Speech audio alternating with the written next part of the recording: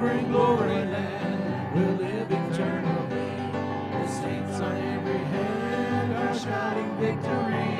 Their songs of sweetest praise drift back from heaven's shore, and I can't feel at home in this world anymore. Oh Lord, you know I have no friend like you. If heaven's not my home, then Lord, what will I do?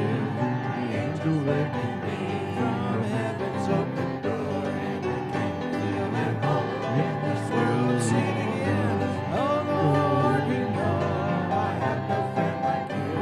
If heaven's not my home, then Lord, what will I do? The angels beckon me from heaven's open door, and I can't feel at home in this world. Turn around, shake some hands.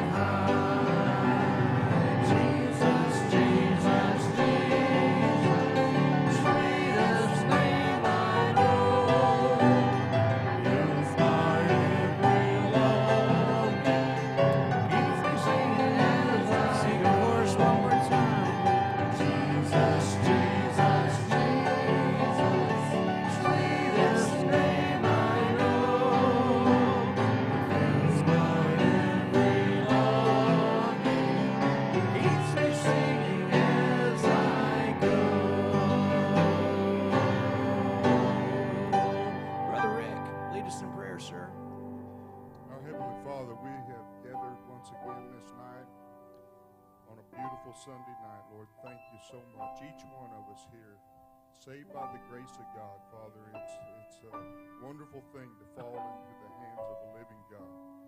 But Father, if we're not a saint, we're an ain't. And if we're an ain't, we need Jesus right this very hour. So I just pray that as your Spirit moves, you'll speak to someone perhaps this day, this hour. We just ask you to bless our pastor as he teaches us this evening and as he shares with us. We thank you for the love, Father, that we see in this church. And thank you for loving and dying for us. May we never, never get over what you did for us on the cross. Forgive us where we failed you now. In Jesus' name.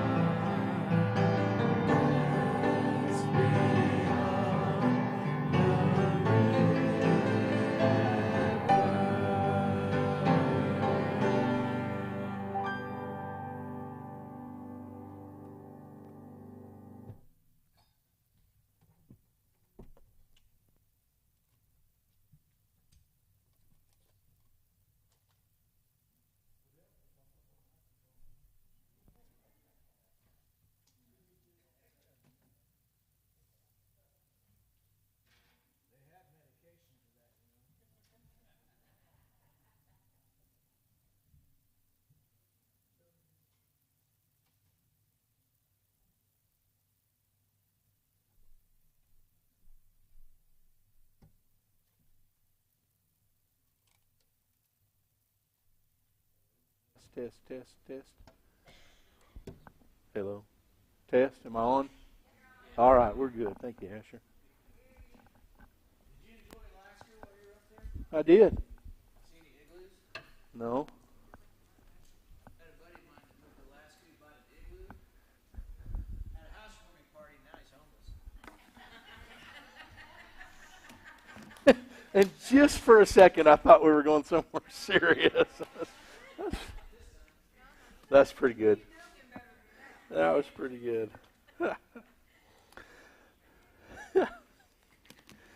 So tonight we're going to look at Wadi Rum and Petra.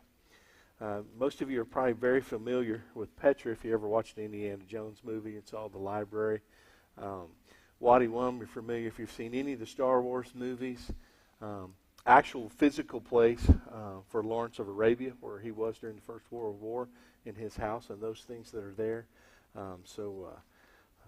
Lots of stuff you might recognize when we get there. And I'm flipping to Numbers chapter 20. When we get there, I'll read it. So next week I will show pictures of military, and we won't put it on live stream so I can show some cooler stuff. And then the week after that, so 2 weeks from tonight, I'll have a table up here and I'll bring all my stuff that I collected and let y'all look at it and have just an open question and answer session for the entire deployment, because the church was part of this deployment. Everything from the trips that I got to go on, to the military side of things, to the spiritual stuff, the future of where we're at, and all of those things. We'll do that. And then the first Sunday in May 5th, is going to be baccalaureate. In the school, it's going to host it at the gym, but we won't have church that night because we'll have baccalaureate. And then the next Sunday night, the 12th of May, is Mother's Day, and we don't have church on Sunday night. We ask you to spend that with your family. So 2 more weeks of video deployment stuff, then we'll have 2 weeks of no church, and then we'll start back into whatever we call normal Sunday night church, whatever normal is. So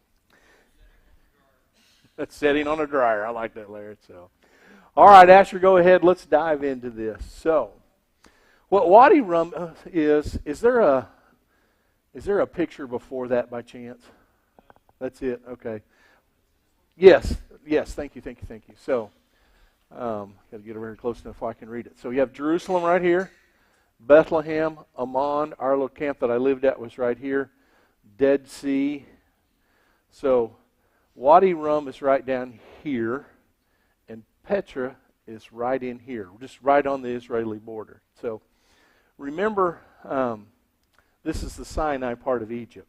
So when the Israelites were wandering around in the wilderness for 40 years, remember that these borders didn't exist, and they came across over here where the Suez Canal is now, all the way, pyramids and all that stuff way back over here. They came across way down about right here. You have Mount Sinai. And they wandered all over this place. They crossed in, made it as far over into here. Saudi Arabia is about 45 miles back over this way. They went all zigzagging back through here. And this whole region right here in the Bible is referred to as the Negev. And you think that sounds like some cool thing? Negev is just the Hebrew word for, anybody know? Desert. There's nothing neat about it. That's just what Negev is. That's how you'd say that. In modern Hebrew, instead of saying desert, you'd say Negev. So this whole area down in here is where they were. This matters because Wadi Rum down in here is where Aaron's buried, Moses' brother. And remember that Moses didn't get to go into the promised land. And very few people remember, because Numbers 20 is such a short chapter. Aaron didn't get to go see the promised land either because of his role in that. But he didn't even get to make it all the way up in there. And obviously, you have the Dead Sea area in there. So tonight we're going to be Wadi Rum right down in here. You can kind of see those mountainous areas here. And Petra is going to be right in here. So this is just like this. It is flat. And there are sand dunes everywhere, thousands of them, hundreds of miles of it, and it's just flat as can be. So if you're driving along through here, you're just desert, and then Wadi Rum pops up. Wadi means a place of water. some translations might use the word Wadi, would say garden of, not meaning that like it's a garden that you and I would plant, but you hear people say things like rock gardens and things like that. So just a naturally occurring event. So that's where we're at tonight. Wadi Rum's right down here, and Petra's right in here. Okay, thank you, Asher. Next slide. So you're driving along. This is the first thing that pops up. This is the entrance to Wadi Rum, and here to here is about 1,000 feet straight up. And obviously, the structures were mountains. And as you look at this just popping up out of nowhere, think, well, where did this come from? Well, it just reminds you a couple of things. Because we're going to see some pretty neat stuff that even hints to the flood. But God created the earth, and the earth is all the time moving and shifting.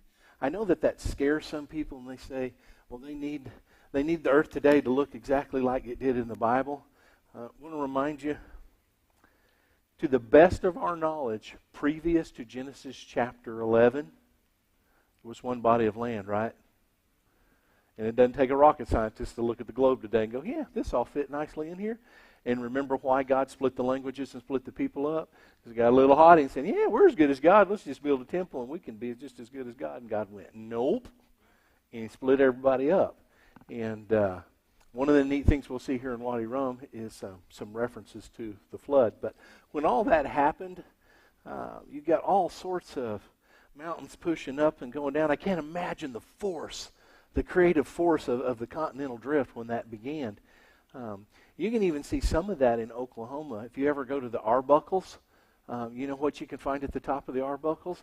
It's some of the largest seashell deposits in the entire world, right here in Oklahoma. And you're like, well, how'd that happen? Well, obviously one time we were covered with a flood, and the mountains were higher, and they pushed down. So there's just incredible stuff, Gary. Had a fossil in it? Cool. So you're just driving along in the desert, and basically it's flat, and then you have this on one side and a twin peak on the other side, and you start into a valley. Next slide. There's the valley on the other side there. Just pops up out of nowhere. So you can imagine in ancient times when you have something like this that exists, it's going to draw people to it. Number one, for shelter, because you have some structures there that can protect you from the sand and the wind and other things. Next slide. We have a bunch of these. Once again, top to bottom on most of these is around 1,000 feet. Next slide. Just so you could get the fact that even in the middle of the desert, there are towns and electricity, and everything here is powered by solar energy. And it's really, even the vehicle, anybody's ever seen some of the new military vehicles, the Humvees and the Max Pros and stuff. Max Pro's a big Humvee that's armor plated. You'll see up on the hood, they have, has anybody seen the newer Army vehicles and Marine vehicles? They have up on the hood a solar plate. And they can trap so much energy with solar power that you can cut your fuel and oil usage in almost nothing, which is super important if you're in a combat zone and your supply chain is limited. So everything down here is run on solar. Next slide. Next slide. So the dirt or the sand there, and this is sand like sandbox sand. If you went up here to the hardware store and said, I want a bag of sand, this is what you're going to get. And you'll notice it's just as red as it can be. So this is why every movie made in the last 20 years that was supposed to be on the surface of Mars, they come down here, and this is where they're filmed at. Next slide. So that's just proof that I was there, in case anybody was curious. So this doesn't look like that this big. This one is actually about 2,000 feet. And right here, you can see a green tree. This is called Lawrence's Well. And in World War I, when Lawrence of Arabia was coming down through there with his troops, this is where they found water. And even in the middle of the summer now at spring fred, you can go up there and you can find pools of water. And that's how he kept his soldiers alive. Next slide. So we'll pause for a second and go a little academic. If you look along in here, and you look up in here, and you look up in here, you will see what are known as pyroglyphs. So these are about the same time as hieroglyphs from the Egyptians. So we're talking, Moses' time, 8,000 years ago, give or take a little bit. They're all over the place, and I got some more to show you here in a little bit that even reference a flood. So this shows us that this particular area was inhabited the same time, that Moses was running around a little bit north of there and everything, but it was inhabited by an entire different culture. And a lot of people call this the Nabateans, but that's incorrect. The Nabateans are who built Petra. And Petra, even though you look at it and you'd like to think it's 8,000 years old, Petra was built during the time of Christ. It was built in the first century, around the year 0, give or take a little bit in there. But these pyroglyphs, and somebody a lot smarter than me, and let me pause on this, I don't buy every scientific fact that's in a book, because most scientific facts in a book also have a political push of where they're going on a lot of that stuff. But every Christian, non-Christian scientists in the world say that these pyroglyphs, they can tell by the way they're in there and the type of rock that it is. They think they predate the Egyptian hieroglyphs by about 1,000 years. So if that was the case, throughout Wadi Rum, where all this writing is, that is the oldest known writing in the world. Pretty cool. Next slide. It is, on the surface, it looks like sandstone, but it is harder than granite because you can't drill through it. I mean, and you can see. Now Petra's in a different place, but this down here in Wadi Rum, it's like iron or granite. It is just solid, but it's red. So you got the iron in there that's rusting and whatnot. But if you look along in here, you can see an animal right here. And to the best of their abilities, they can't figure out what any of this says. They were able to read hieroglyphics because they eventually found a Q in some of the pyramids, a key, if you will, that helped them understand what words meant.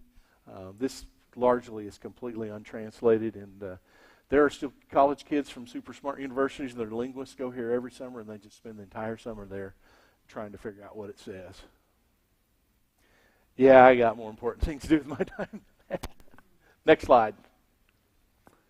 So we're moving back a little bit. Once again, you can see we're just driving through this big valley. From this rock to the rock that's behind me, it's about 2 miles across there through this valley. And incredible structures. Next slide. There, I finally crawled up there. Well, not crawled. I took about 4 hours and got up there to see Lawrence Spring, because I figured I'm only going to be here once in my life. Yeah, it's going to take me 4 hours, and I'm not going to be able to move tomorrow, but it'll be worth it. So, and I remind you, when you go on a trip or you go do something, go see everything you can and do everything you can, because you never know if you'll be back there again. So make it worth your while. Next slide. So Lawrence Springs up here. There is a person right there and right there. So that kind of gives you a scope. And I'm probably 3/4 of the way up the hill at this point. There's the person right there. Oh, right over here. There sure is, yeah. Good eye.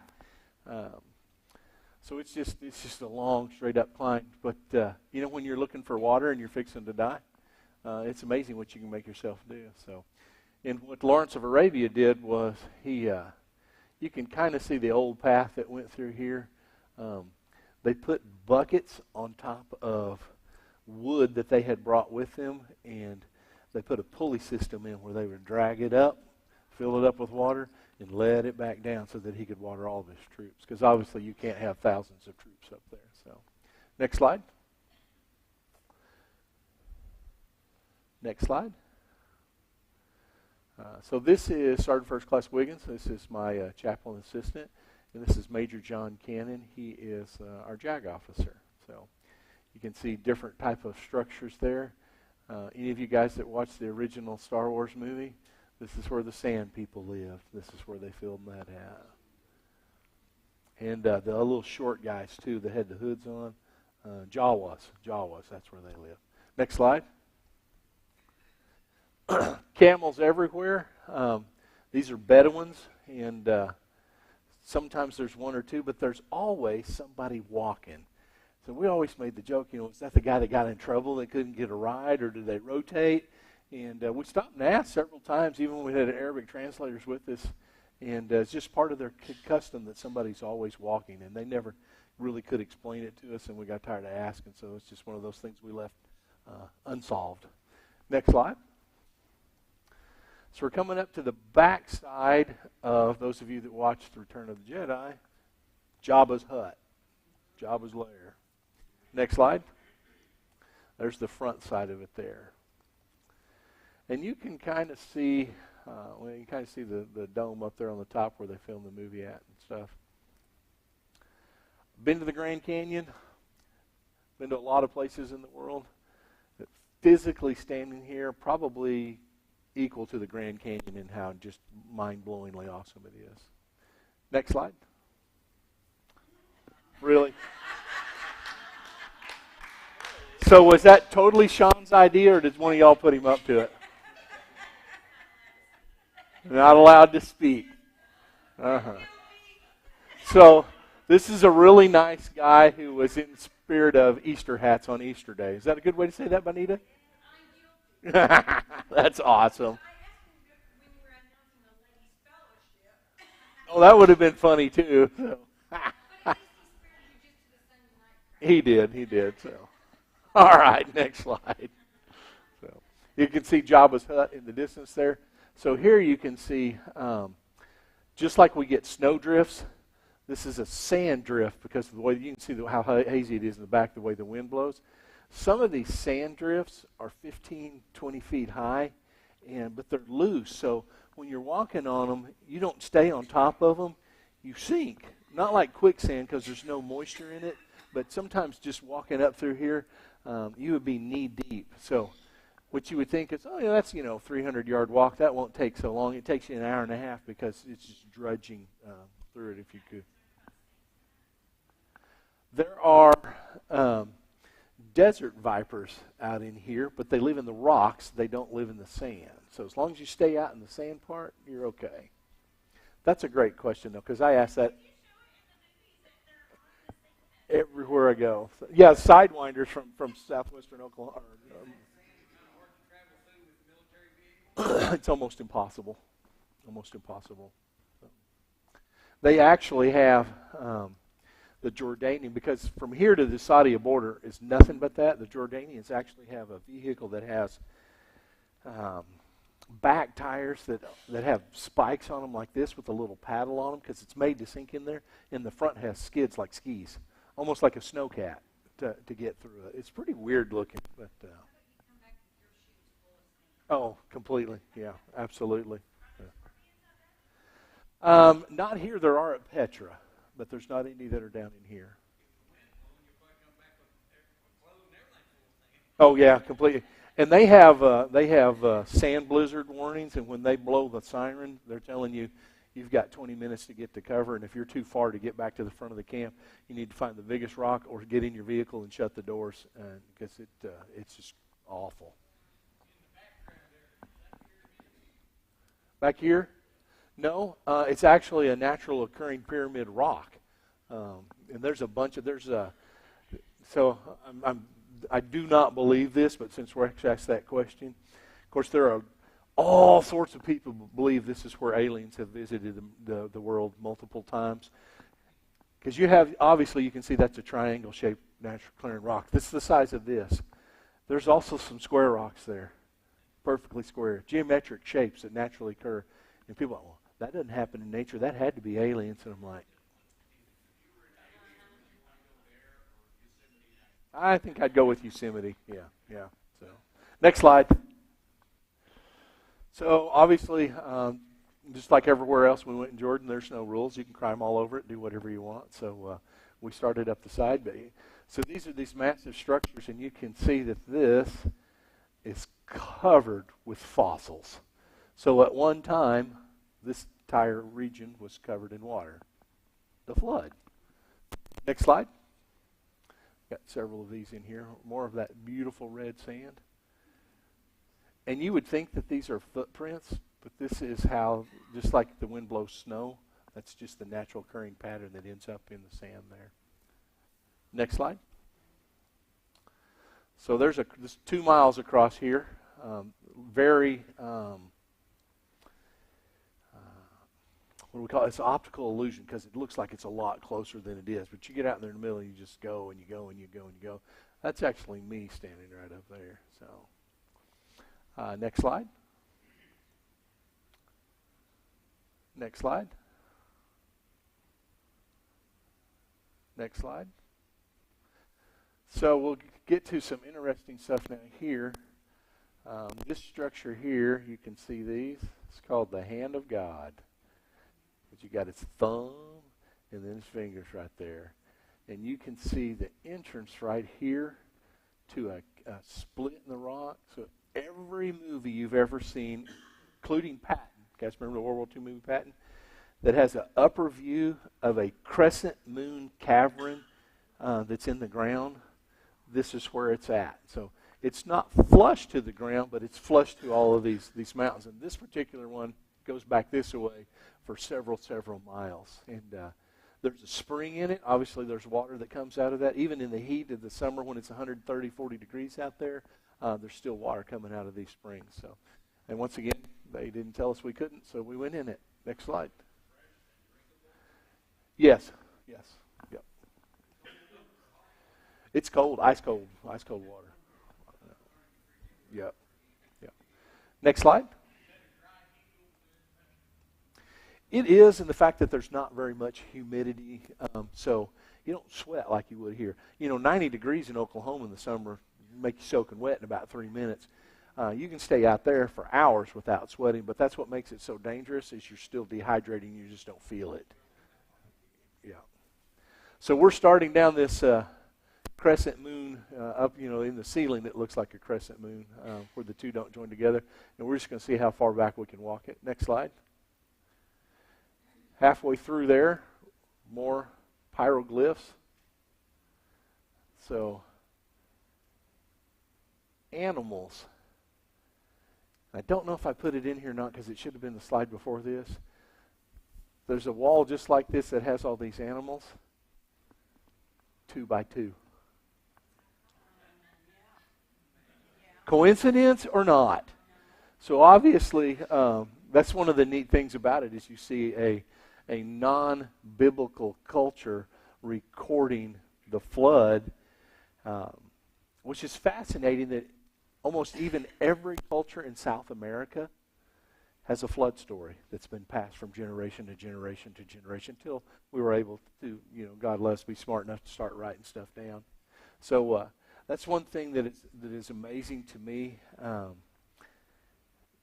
The flood, obviously, I believe the Scripture teaches was the entire earth. Modern academia says, no, it was probably regionalized. And I'm like, what, God put up some invisible walls to stop the water? Because if Mount Ararat's underwater, guess what? So is most of the world. And if Mount Everest is underwater, guess what? All of the world is. So, but it's neat how, not just in Bible lands or Bible times, the cultures that were very, the folks that lived down at Wadi Rum were very ungodly heathen people that we say, but they still carried the story of the flood because they knew it was true. And you see that throughout the world. So unintentionally, they were giving proof that a religion that they didn't belong to was indeed true. Next slide. Sure can. Any idea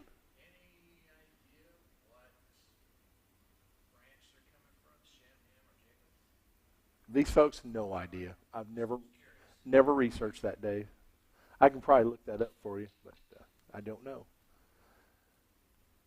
I just always found it amazing to be standing there looking at what some, and I don't use the term caveman in a disrespectful thing, but that's what they lived in for shelters.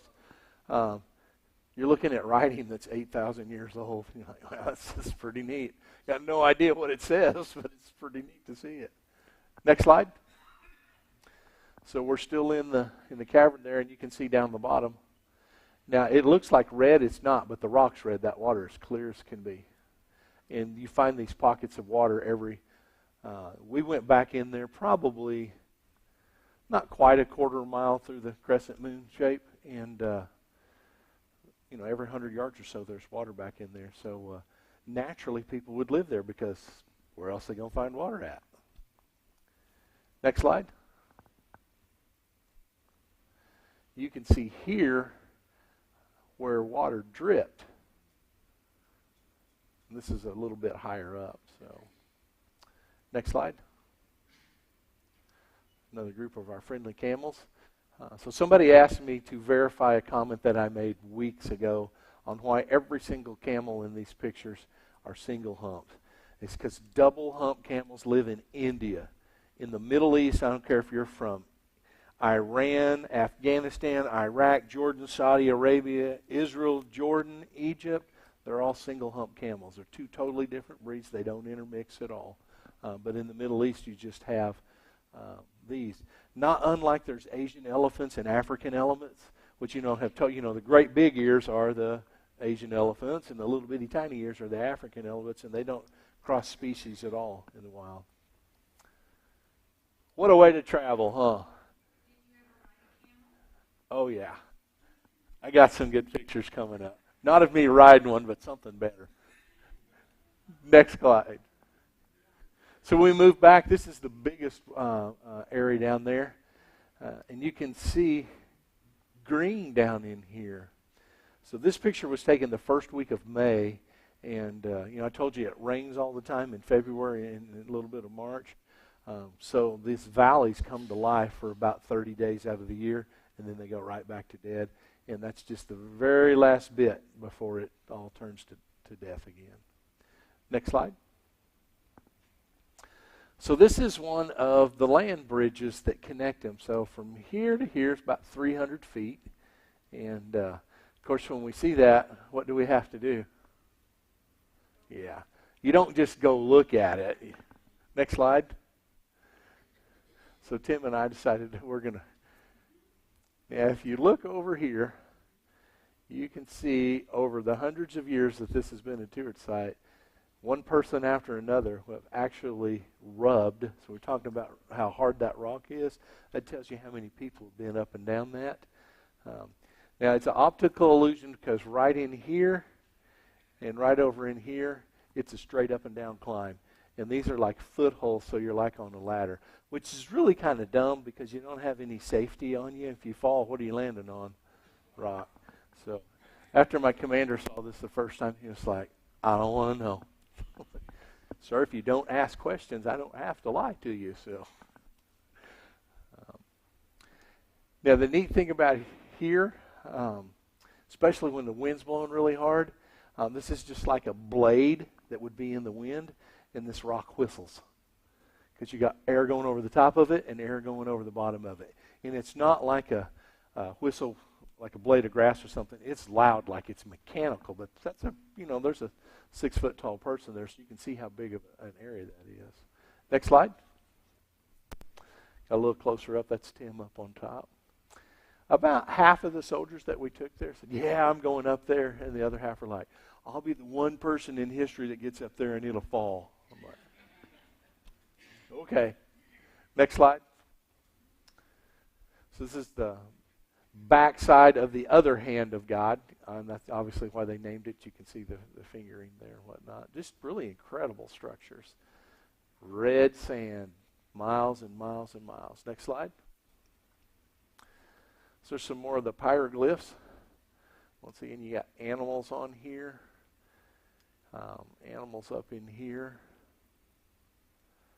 And no idea what the rest of it says. Now, these are the only places where you find armed guards down there because they don't want anybody to tear them up or vandalize them or graffiti. So through the whole park, which is 35 miles by probably 100 miles, that's the only place you find armed guards is guarding the ridings there. Next slide. So this looks like a camel. But what's this? Is it somebody riding the camel? Or was there a bird back there or something, and then they put the camel on top of it? So we would stare at these things and try to make sense in our own mind. So we came up with, because this kind of looks like a horse head, So we came up with a horse is taking a ride on the camel and he's looking backwards. That's what we got out of it. So, and the other part of this is we know the oldest parts of this are 8,000 years old, but we don't know what cultures between then and now also came and added to these, or even hundreds of years after this continued to tell the story. So there's no telling what the time frame on everything that's within there could be. Next slide. So a lot of the rocks you can't see, but when you pour water on them. So this, we think, is a map. That's what our tour guide told us. And it vaguely outlines the park itself of what's called Wadi Rum. So, next slide. Once again, you can see animals. So one of the things we know for sure, and obviously this existed in the Egyptian time frame with Moses and the Israelites too, they had to have metal tools because there's no other way they could carve into that. You know, rock's not going to carve into rock and leave that kind of detail. So they had to have at least bronze tools that could carve into those things. Just fascinating. Next slide.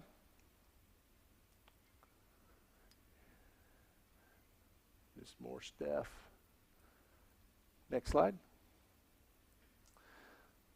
You can see the sun's up in here and the wind's just starting to pick up, and in about 5 minutes after this picture is taken, you can't see that because the wind comes up so bad.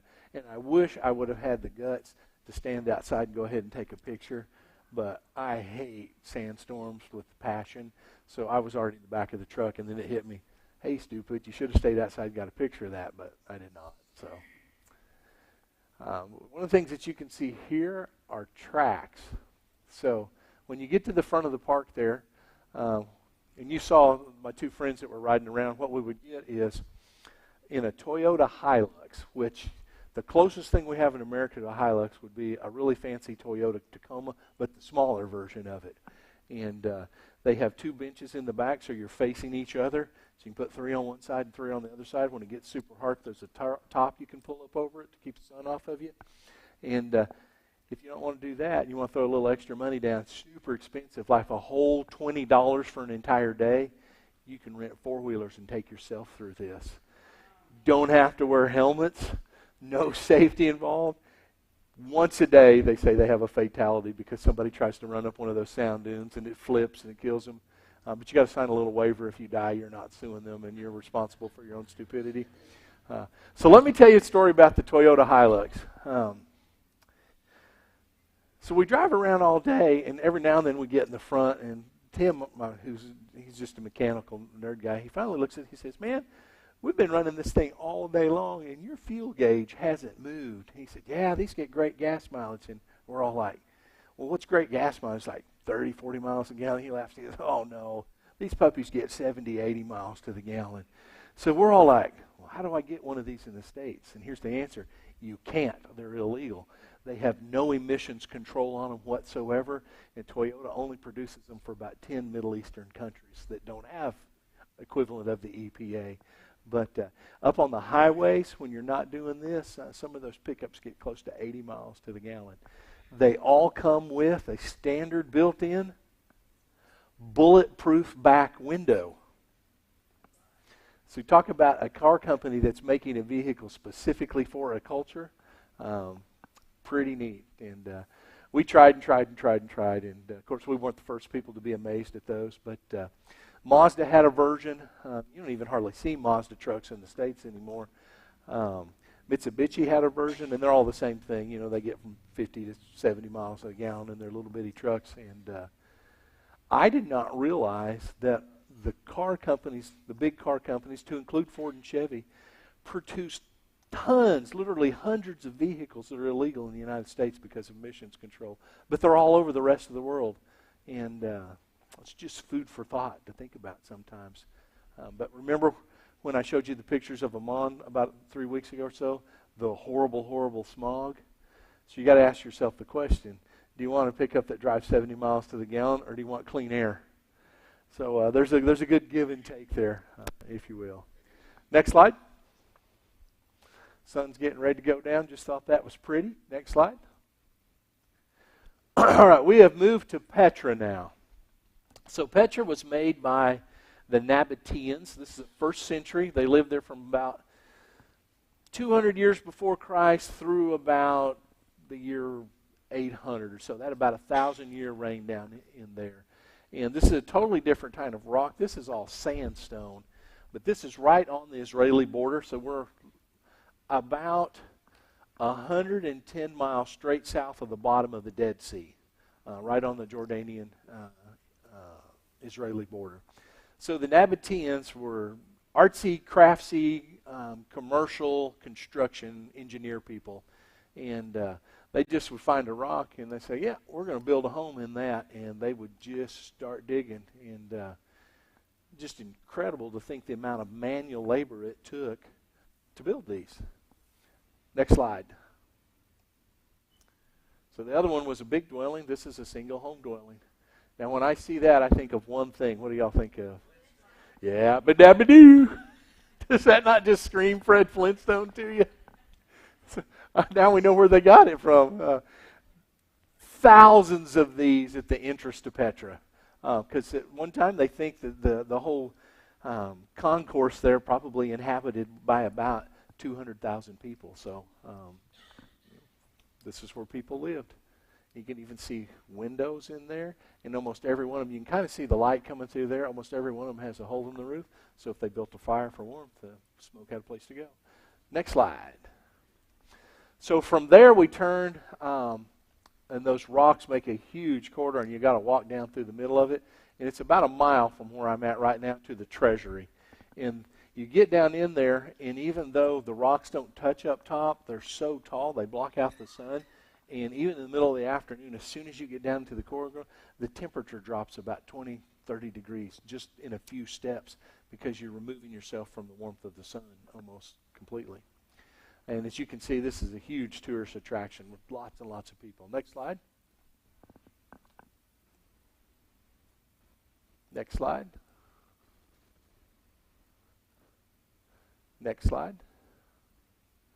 Obviously, you can see where the rainwater up top makes itself all the way to the bottom. Same thing, rains in February and March and then shuts off for the rest of the year. Next slide. So as we get closer to the treasury that you'll recognize, so this is like 35, 40 feet off the ground. That's very modern in the fact that, that's not ancient. That's first century world. And when you get up there and closer, in some of them you can see angels in. And these are religious concaves that mirror. This is way before the Catholic Church, but they mirror the Catholic Church in the fact that they have images carved of Bible characters in them and places where they used to put candles and stuff. So we wonder if and history doesn't really tell us, were they honoring these folks or were they into ancestral worship? Don't really know because there's not much recorded about it. But the walls are just covered with these things. Next slide. Almost breaking out, just around this corner is the treasury. So I took this picture because along here you can see a perfectly level tray. So that's actually a cut out of the rock that's about 1 foot wide and about 8 inches deep. It's an aqueduct. So they can capture the rainwater that was coming down the sides of those mountains and send it into the city. Now that's got Roman written all over it. And we're actually going to see a Roman Colosseum that's down in here a little bit too. Next slide. So we made it to the treasury. You recognize that from Indiana Jones.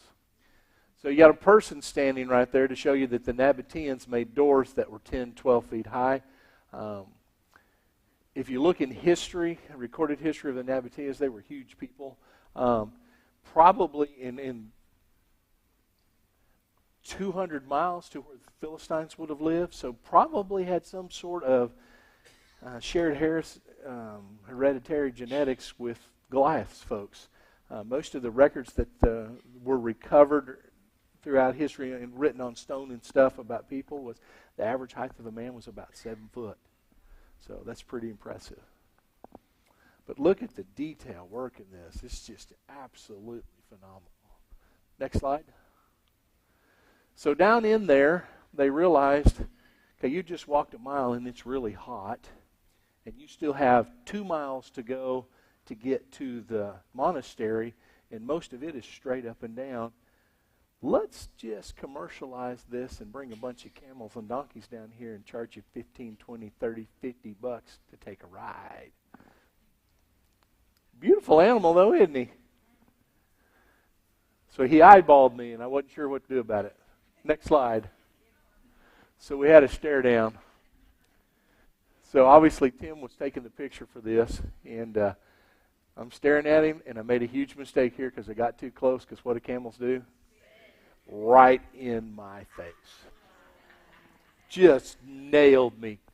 And, we were talking this morning about gross stuff.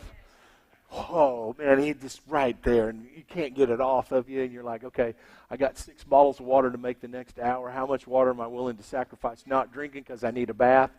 I sacrificed all of it. Next slide. Well, they smile. I think they know what they're doing. Camels are pretty smart animals, but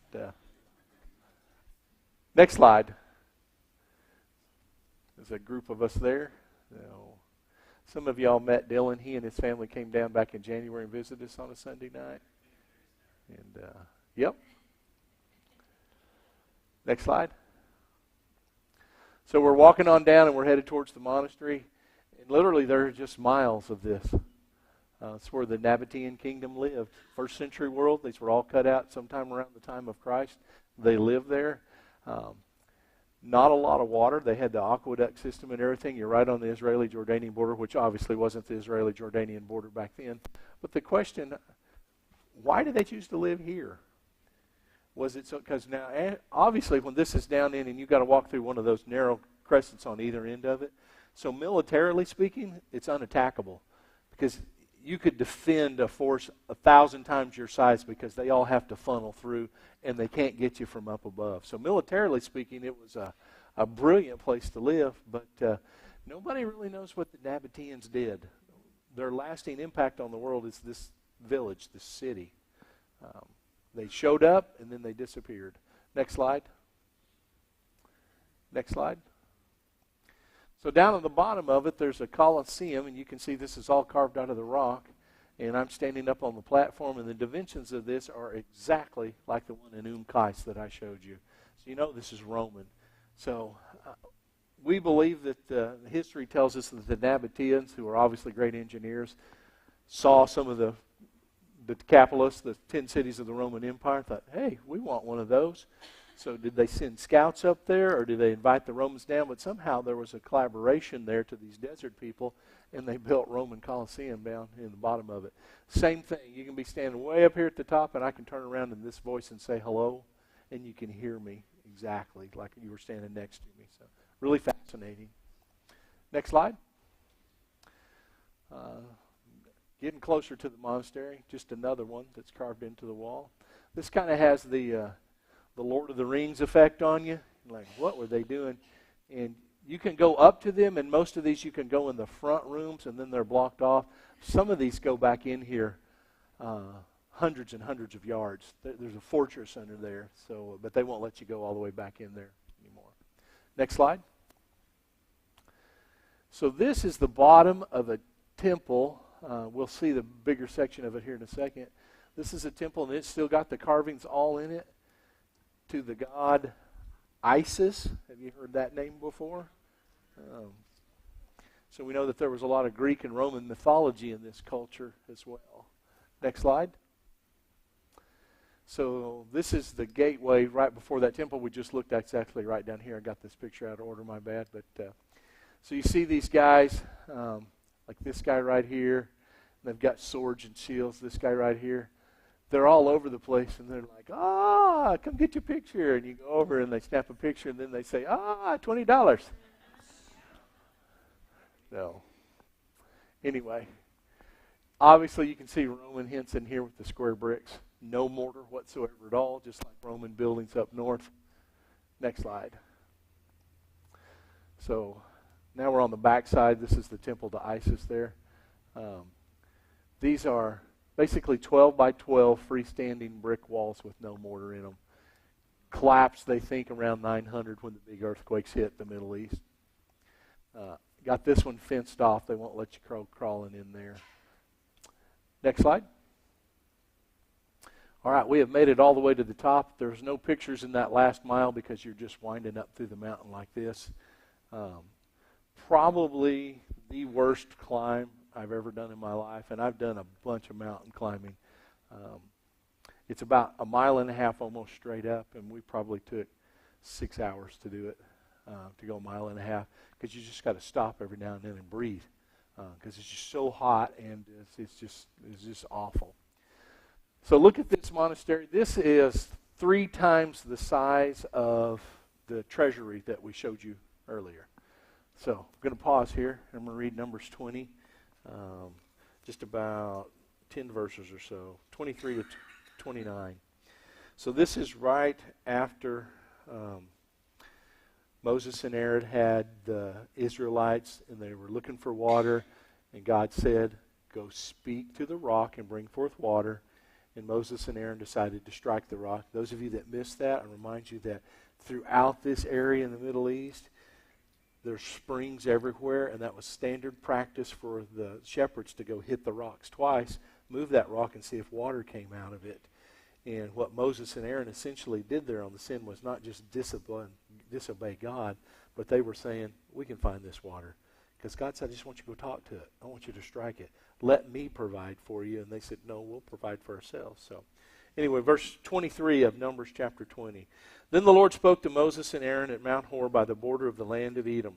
Just this mountain right over here.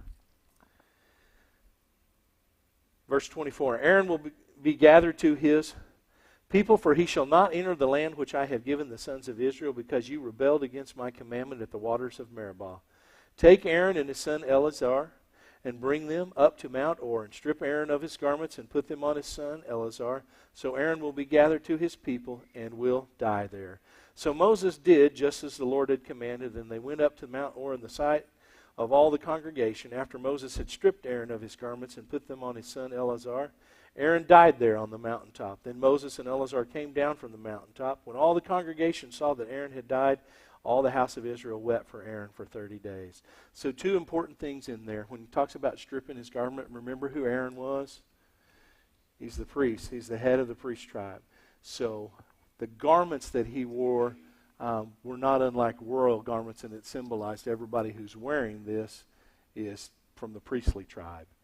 So symbolically, God removed that from him and had him put it on his son. And then he died. That's Mount Or right back there. So from this side, just a few miles this way, you're back into what would be considered the Sinai Peninsula on the Israel side. So you're in the middle of the wilderness there.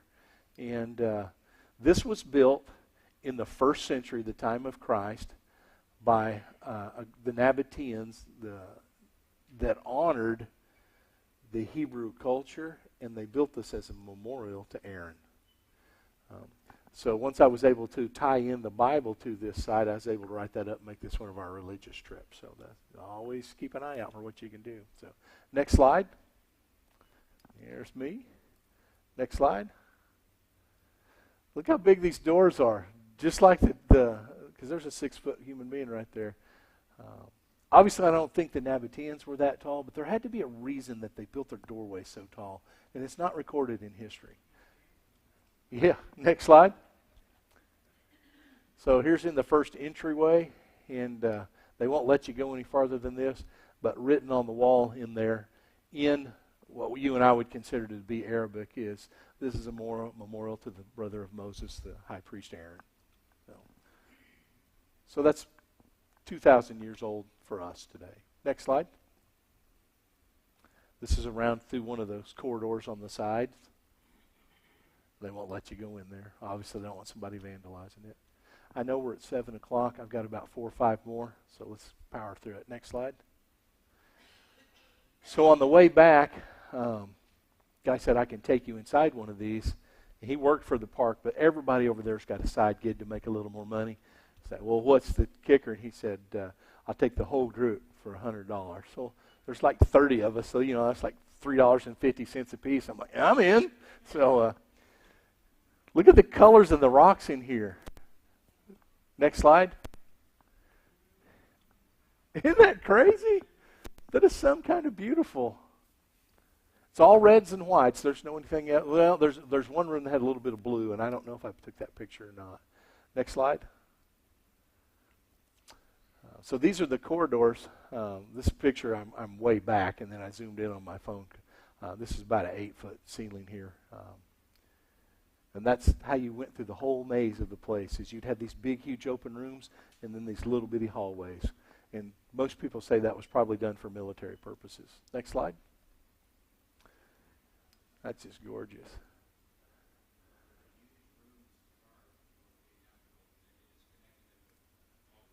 No, they were man-made. All of those rooms were carved out, which also tells you that this group of people had some serious metal.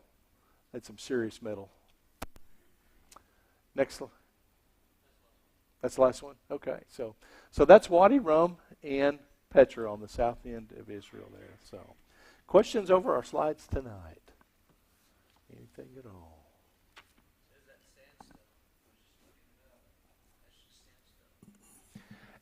And who knows what the colors, I mean, that's just God.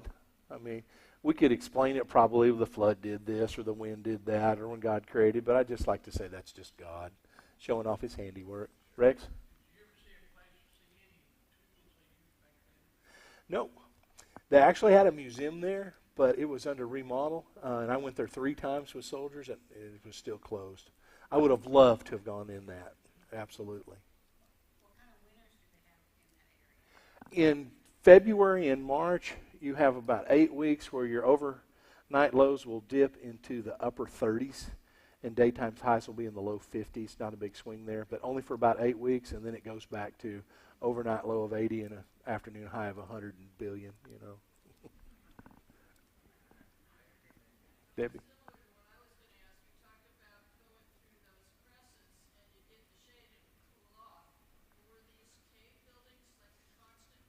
Yes. Not unlike, those of you who have ever been to Branson, gone to Marvel Cave, once you get down to the second level and you're like, whoa, we just went from 85 to 50. All of this same way. Yep. Good question.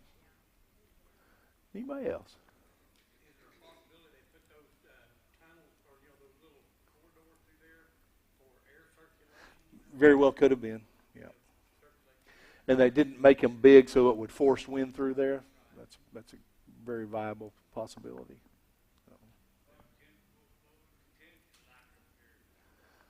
The 3 times I went were all May, June, July, so the afternoon heat was, probably 110, 115 outside, and inside of these were all very mild in the 70s.